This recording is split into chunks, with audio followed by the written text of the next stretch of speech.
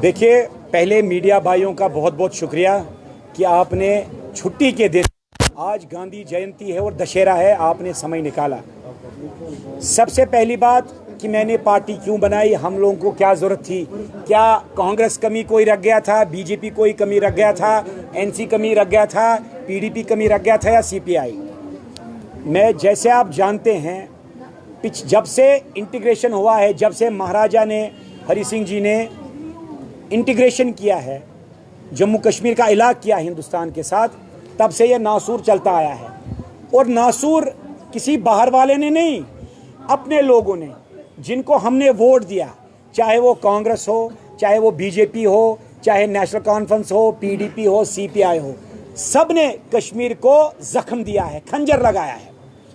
इसलिए साहब, मैं मजबूर हो गया जब मैंने देखा इस 70 साल जम्मू कश्मीर में मुसलमान को दहशतगर्द दिखाया गया और कश्मीरी पंडित को प्रो नेशनलिस्ट, जबकि ये बात बिल्कुल गलत बात है।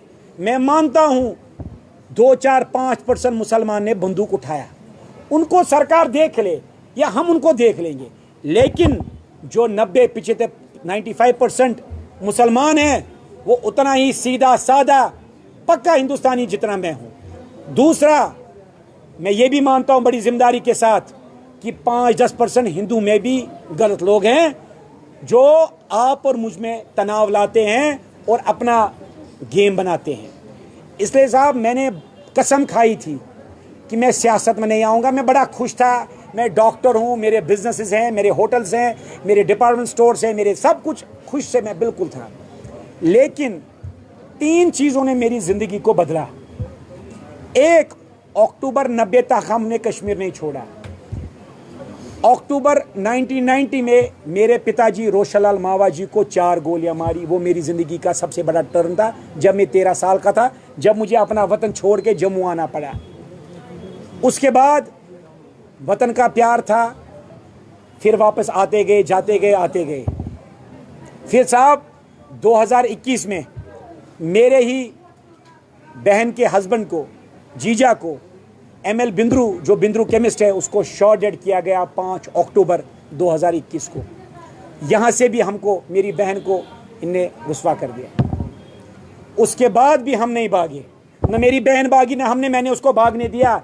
मैंने कहा हम मरेंगे भी मुसलमान भाई के साथ और जिएंगे भी मुसलमान भाई के साथ। उसके बाद कुछ ताकतें, 8 नवंबर 2021 को मुझ पे कातिलाना हमला हुआ मेरी ही गाड़ी में, जिसमें बदकिस्मती से मिस्टेकन आइडेंटिटी के तहत मेरी बाजू, मेरा मुसलमान भाई मोहम्मद इब्राहिम खान शहीद हो गया। फिर भी नहीं भागा साहब, वो कुत्ते की पूंछ टेढ़ी होती ना, वैसे ही हम अटके रहे। नहीं, यहाँ कश्मीरियत को हम आबाद करेंगे। उसके बाद साहब, सरकार ने सुरक्षा दी, हमने धन्यवाद दिया।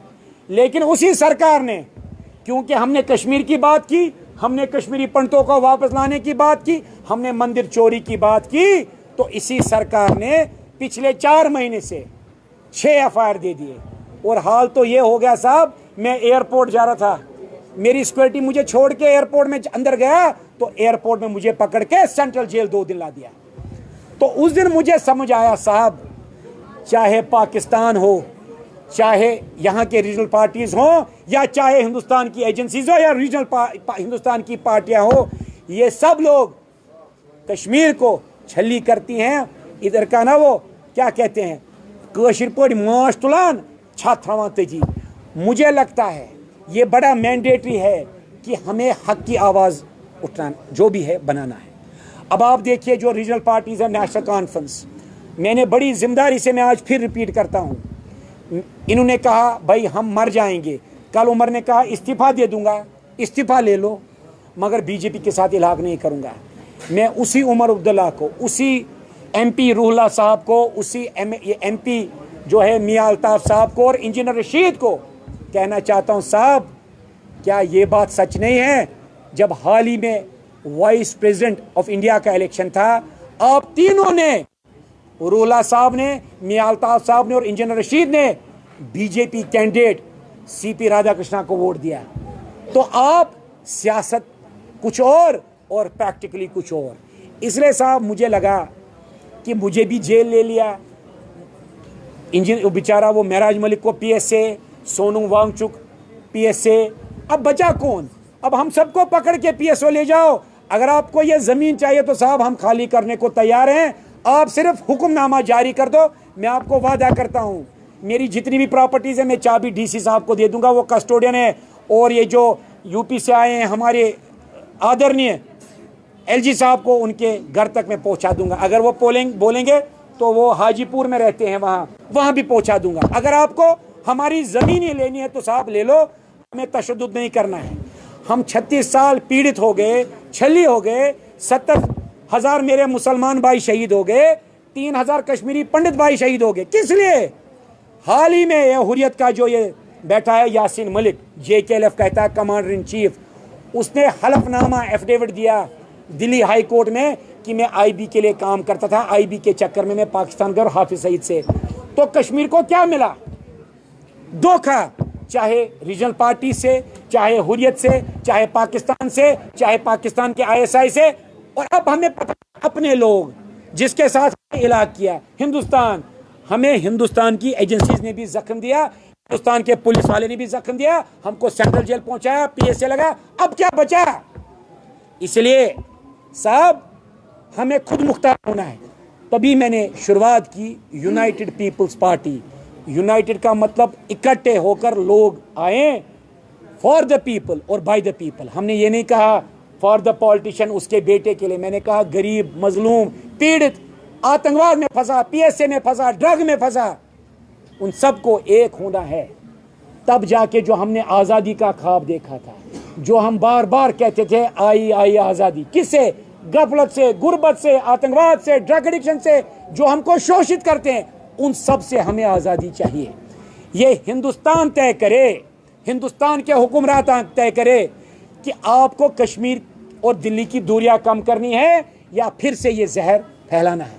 इसलिए साहब मैं विनम्र अपील करता हूँ, मुझे आज भी किरण दिखती है कि शायद मोदी जी फैसला करेंगे, लेकिन वो किन चक्रों में लग गए, कौन सी स्मार्ट सिटी। यहाँ मैं कॉन्फ्रेंस हॉल में बैठा हूँ JKTDC में, यहाँ तो माइक भी नहीं चलती है, मुझे प्राइवेट माइक लानी पड़ी। ये हाल है स्मार्ट सिटी और स्मार्ट सेंटर्स का इन द हार्ट ऑफ जो लाल चौक। तो इसलिए साहब हमको मत सताइए, हम जमहूरी तरीके से बैलेट से अपनी तकदीर बनाना चाहते हैं। और हालत ये है साहब, मैंने 10 दिन पहले अप्लाई किया था परमिशन के लिए और कल मुझे कहते नहीं नॉट ग्रांटेड। मेरे 11,000 लोगों को यरगमाल रखा गया। अब जो यहाँ पहुँच गए थे तो वो तो ठीक है, मुझे बसें नहीं लानी भेजनी दी, कहा नहीं हम नहीं करने देंगे ओपन में।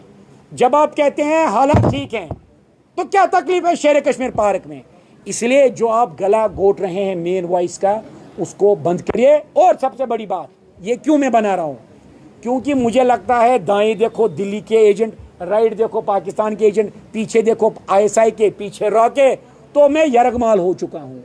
हम नेचुरल ऑर्गेनिक लीडरशिप देना चाहते हैं for the people of Jammu and Kashmir, by the people of Jammu and Kashmir. That is our mind. Thank you very much.